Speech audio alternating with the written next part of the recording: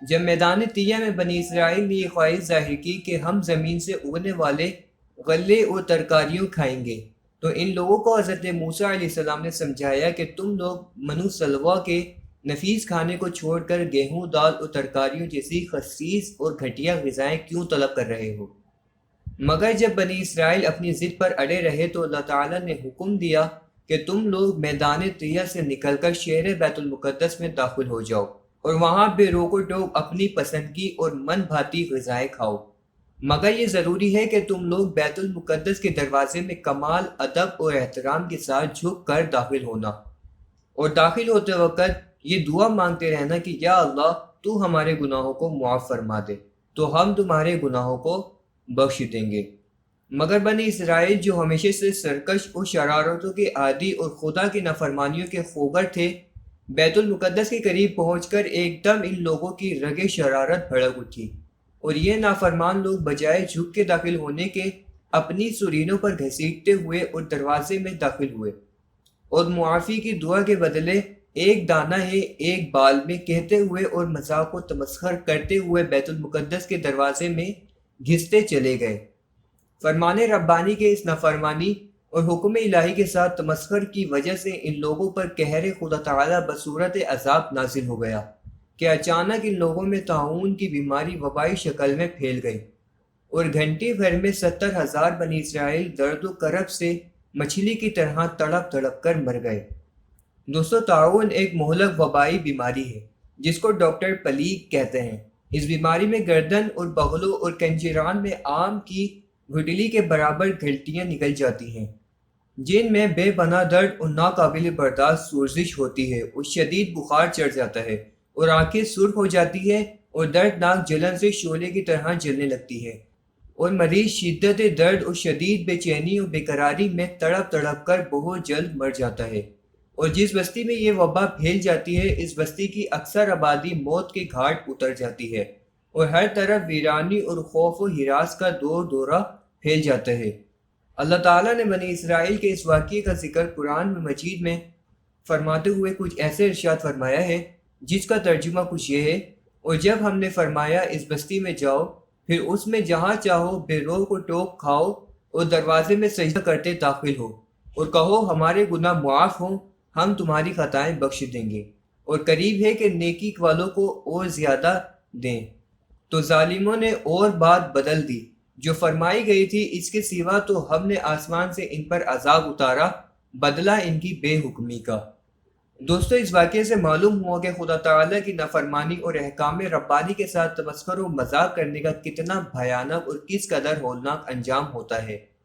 کہ آخرت کا عذاب تو اپنی جگہ برقرار ہی ہے، دنیا میں قہر تعالیٰ بصورت عذاب نازل ہو جاتا ہے جس سے لوگ ہلاک ہو کر فنا کے گھاٹ اتر جاتے ہیں اور بستیاں ویران ہو جاتی ہیں۔ دوستو، اس بیماری کا ایک فائدہ بھی ہے۔ طاعون بنی اسرائیل کے حق میں عذاب تھا، مگر اس خیر الانام خاتم النبیین صلی اللہ علیہ وسلم کی امت کے حق میں یہ بیماری رحمت ہے، کیونکہ حدیث شریف میں آتا ہے کہ طاعون کی بیماری میں مرنے والا شہید ہے۔ دوستو، حضرت موسیٰ علیہ السلام جب کوہ طور پر 40 دن کے لیے تشریف لے گئے تو سامری منافق نے چاندی سونے کے زیورات پگھلا کر ایک بچڑے کی مورت بنا کر حضرت جبرائیل علیہ السلام کے گھوڑے کے پاؤں تلے کی مٹی اس مورت کے منہ میں ڈال دی تو وہ زندہ ہو کر بولنے لگا۔ پھر سامری نے مجموعہ عام میں یہ تقریر شروع کر دی کہ اے بنی اسرائیل، حضرت موسیٰ علیہ السلام خدا سے باتیں کرنے کے لیے کوہ طور پر تشریف لے گئے ہیں، لیکن خدا تو خود ہم لوگوں کے پاس آ گیا ہے، اور بچڑے کی طرف اشارہ کر کے بولا کہ یہی خدا ہے۔ سامری نے ایسی گمراہ کن تقریر کی کہ بنی اسرائیل کو بچڑے کے خدا ہونے کا یقین آ گیا، اور وہ بچڑے کو پوجنے لگے۔ جب حضرت موسیٰ علیہ السلام کوہ طور سے واپس تشریف لائے تو بنی اسرائیل کو بچڑا پوجتے دیکھ کر بے حد ناراض ہوئے، اور پھر غضب و جلال میں آ کر اس بچڑے کو توڑ پھوڑ کر برباد کر دیا۔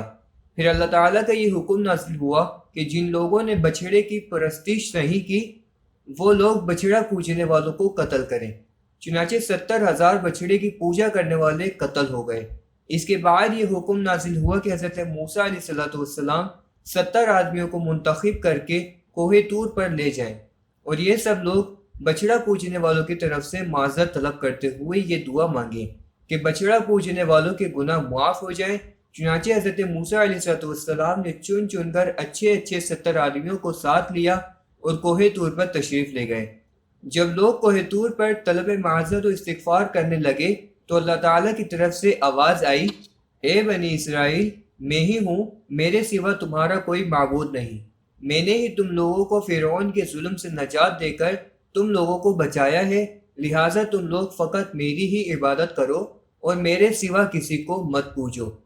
اللہ تعالیٰ کا یہ کلام سن کر یہ 70 آدمی ایک زبان ہو کر کہنے لگے کہ اے موسیٰ، ہم ہرگز ہرگز آپ کی بات نہیں مانیں گے جب تک ہم اللہ تعالیٰ کو اپنے سامنے نہ دیکھ لیں۔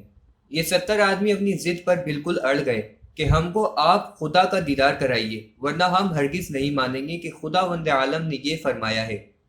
حضرت موسیٰ علیہ السلام نے ان لوگوں کو بہت سمجھایا، مگر یہ شریر و سرکش لوگ اپنے مطالبت پر اڑے رہ گئے، یہاں تک کہ اللہ تعالیٰ نے اپنے غضب و جلال کا اظہار اس طرح فرمایا کہ ایک فرشتہ آیا اور اس نے ایک ایسی خوفناک چیخ ماری کہ خوف و ہراس سے لوگوں کے دل پھٹ گئے اور یہ 70 آدمی مر گئے۔ پھر حضرت موسیٰ علیہ السلام نے خداوند عالم سے کچھ گفتگو کی اور ان لوگوں کے لیے زندہ ہو جانے کی دعا مانگی، تو یہ لوگ دوبارہ سے زندہ ہو گئے۔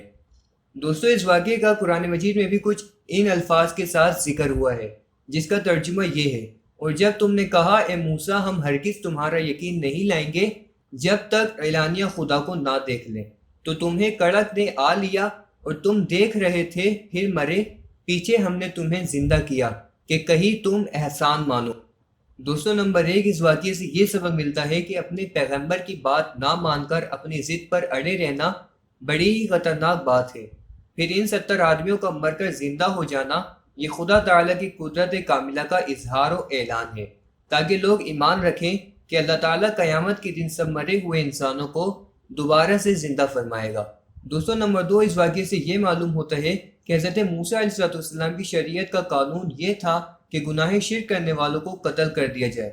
پھر قوم کے نیک لوگ ان کے لیے طلب معذرت اور دعائے مغفرت کریں، تب ان شرک کرنے والوں کی توبہ قبول ہوتی تھی۔ مگر ہمارے حضور صلی اللہ علیہ وآلہ وسلم کی شریعت چونکہ آسان شریعت ہے، اس لیے اس کے قانون میں توبہ قبول ہونے کے لیے یہی کافی ہے کہ گناہ کرنے والے نے اگرچہ کفر و شرک کا گناہ کر لیا ہو، سچے دل سے اپنے گناہ پر اللہ تعالیٰ کے حضور شرمندہ ہو کر معافی طلب کرے اور اپنے دل میں یہ عہد و عزم کرے کہ پھر وہ گناہ نہیں کرے گا، تو اللہ تعالیٰ اس کی توبہ قبول فرما لے گا اور اس کے گناہ کو معاف فرما دے گا۔ توبہ قبول ہونے کے لیے گناہ کرنے والوں کو قتل نہیں کیا جائے گا۔ دوستو، اب آپ سے ملاقات ہوگی اگلی ویڈیو میں، جب تک کہ اللہ حافظ۔